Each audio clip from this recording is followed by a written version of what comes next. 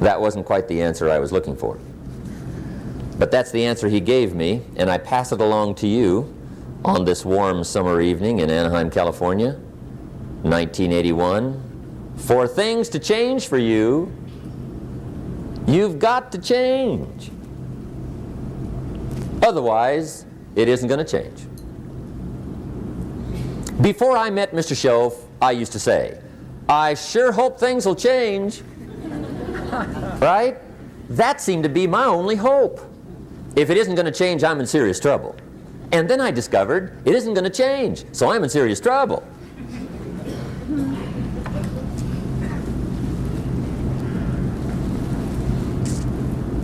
See, I can tell you what the 80s are going to be like. You have dropped into the right place. I did a seminar one time for Standard Oil executives and management in Honolulu. And we're having a conference one day on this big conference table. And one of them said to me, Mr. Rohn, you know some fairly important people halfway around the world. What do you think the 80s are going to be like? I said, gentlemen, I do know the right people. I can tell you. So they all listened very carefully. And I said, gentlemen, based on my wide experience, I can really honestly say to you, in my opinion, in the 80s, it's going to be about like it's always been. Aren't you glad you came? That's inside. I don't pass that around just everywhere. Now, of course, I said that to make a point, but I also said it because it's accurate. It's going to be about like it's always been. It isn't going to change. The tide comes in, and then what? It goes out. For 6,500 years that we know of, recorded history, and probably long before that. So it is not going to change. It gets light, and then what? It turns dark. 6,500 years. See, it's not likely to change. And we're not to be startled by that. And if the sun goes down, the guy says, what's happened, what's happened? It means he hasn't been here long, I guess, right? It always goes down about this time. The guy says, well, I don't like that arrangement. Well, you got to talk to somebody besides me, right? It gets light, then it turns dark. In rotation, the next season after fall is what? Winter. Pray tell, how often does winter follow fall? Every year regularly for the last 6,500 that we know of. See, it is not going to change. Now, some winters are long, and some are short, and some are hard, and some are easy, but they always come right after falls. It isn't going to change. Sometimes you can figure it out, sometimes there's no way to figure it out. Sometimes it goes well, sometimes it gets in a knot. Sometimes it sails along, sometimes it gets in reverse. See, that's not going to change. The last 6,000 years reads like this: opportunity mixed with difficulty. That's how it reads. It isn't going to change. The man says, well, if it isn't going to change, how will my life ever change? Answer, when you change.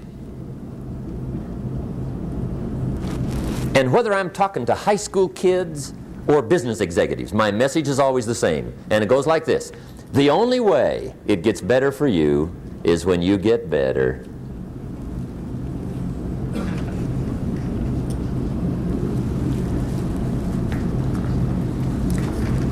Let me give you the 4 major lessons in life to learn. Here's 4 majors.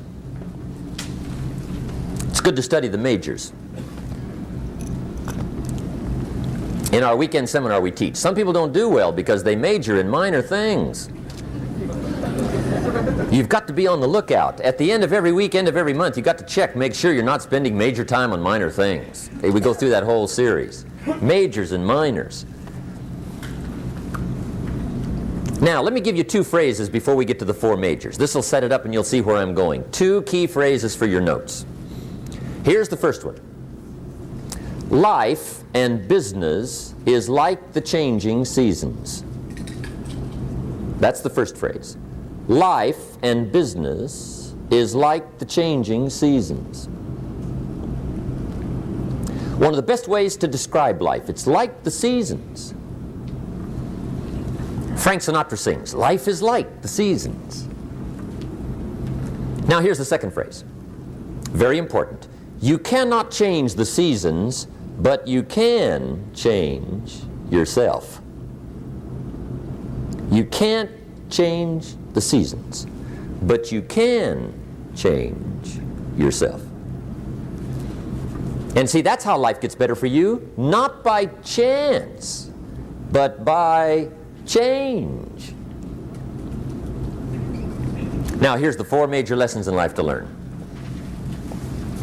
I've got my first book finished, came out a couple of weeks ago. This is in it, the 4 major lessons in life to learn. Here they are. Number 1, learn how to handle the winters. That's lesson 1. They come right after falls, with regularity. Some are long and some are short and some are hard and some are easy, but they keep coming. You must learn to handle the nights. They come right after days. You must learn to handle difficulty. It comes right after opportunity. You must learn to handle recessions. They always follow progressions for the last 6,000. See, it isn't going to change. The lesson you must learn is how to handle it. And there's all kinds of winters, right? The winter when you can't figure it out. The winter when it all goes smash. The winter when it turns belly up. The winter when it won't work, when you've run out of money and you've got a broken heart. See, those are winter times. There's all kinds. Economic winters, social winters, personal winters. When your heart is smashed in 1,000 pieces and the nights are unusually long. Your prayers seem to go no higher than your head. It's wintertime. Barbra Streisand sings, "It used to be so natural to talk about forever, but used to be's don't count anymore. They just lay on the floor till we sweep them away. You don't sing me love songs, and you don't say you need me, and you don't bring me flowers anymore." A song of winter. But see, the disappointments come. Those are normal. That's part of life. But the question is, how do you handle it? How do you handle the coming winters and the disappointments and the down times? Well, you can't get rid of January by tearing it off the calendar. But here's what you can do. You can get stronger, you can get wiser, and you can get better. The winters won't change, but you can. And that's how life changes for you. See, before I understood, when it was winter, I used to wish it was summer. I didn't understand. When it was hard, I used to wish it was easy. I didn't know. And then Mr. Schoaf gave me a part of his very unique philosophy when he said, "Don't wish it was easier, wish you were better." See, that triggered my whole life change. Don't wish for less problems, wish for more skills. Don't wish for less challenge, wish for more wisdom. That's the key. So that's lesson 1, learn how to handle the winters. Here's lesson 2, learn how to take advantage of the spring. That's the second one. Spring is called opportunity. And spring follows winter. What a great place for it. If you were going to put it somewhere, that'd be the place to put it, right after winter. And pray tell, how often does spring follow winter? Every year with regularity, 6,000. You can almost count on it. See, opportunity always comes. Days follow nights. Isn't that terrific? Opportunity follows difficulty. But here's what you must learn to do. Underline these 2 words in that key phrase. Take advantage. Underline those 2. You must learn to take advantage of the spring. See, just because spring rolls around is no sign you're going to look good come fall. You got to do something with it. In fact, you have to get good at one of 2 things in life. Planting in the spring or begging in the fall. Or get somebody to do it for you. See, those are about the only alternatives. Now here's what else you must do. Take advantage of the springs quickly, because there's only a few. Just a handful of springs have been handed to each of us. They don't come forever. Life is fairly brief. So you got to read every book you can get your hands on what to do with your springs while they're here. And take advantage, they soon run out. The Beatles wrote, "Life is so short. And for John Lennon, it was extra short. But life is brief. Elton John sings, "She lived her life like a candle in the wind." It's brief. So whatever you're going to do with your life, you got to get at it. Don't just let the springs pass. Here's the third major lesson in life to learn. Learn how to protect your crops all summer. You got to take care of what you start. Sure enough, as soon as you've planted your garden in the spring, the busy bugs and the noxious weeds are out to take it. And here's the next bit of truth. They will take it unless you prevent it. And that's the third major skill to learn. You've got to learn to prevent the intruder from taking all the good you start. It's one of the challenges. Here's two key phrases under number 3. First one, all good will be attacked. On this planet. Maybe not the next one we get to, but on this one, all good will be attacked. Every garden will be invaded. Not to think so is naive. And here's the second phrase. All values must be defended. Political values, social values, community values, family values, marriage values, friendship values, business values. Every garden must be tended all summer. Third major lesson. Now here's number 4. Fourth major lesson in life to learn. Learn how to reap in the fall without complaint.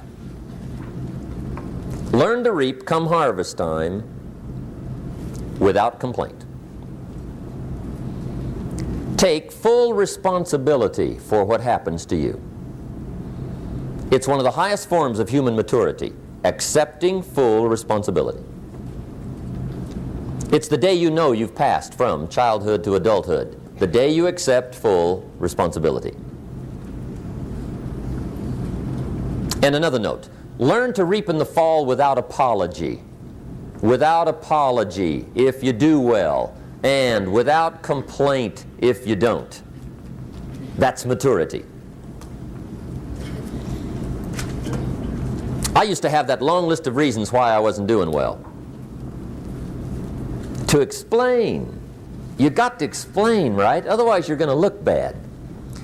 I used to have this funny list called Reasons for Not Looking Good.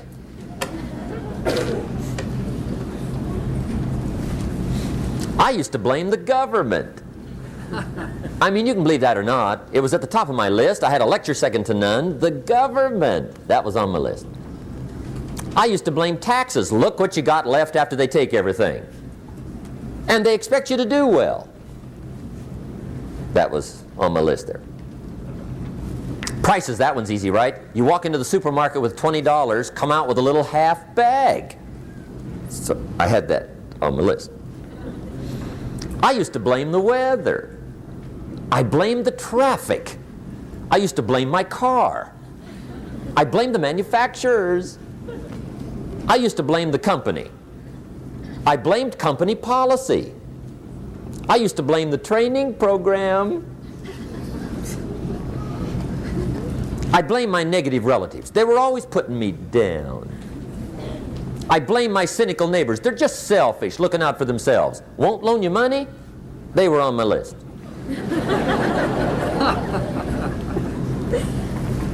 I used to blame the economy. I blamed the community. That's a pretty good list for not doing well, isn't it? I thought it was good. I'll never forget one day, Mr. Schoaf was very kind, but he was also very blunt, and this was no exception. And I'm glad he was blunt. There's a lot of things I'd have missed if he hadn't have been blunt.